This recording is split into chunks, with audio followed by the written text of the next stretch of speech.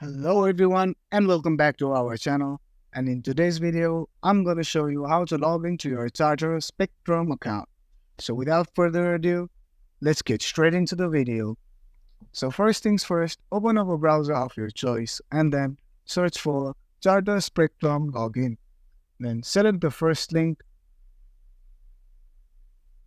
This will take you to the spectrum.net official page where you can see there is a create a username button and a sign in button. If you don't have an account yet, you can simply select get started.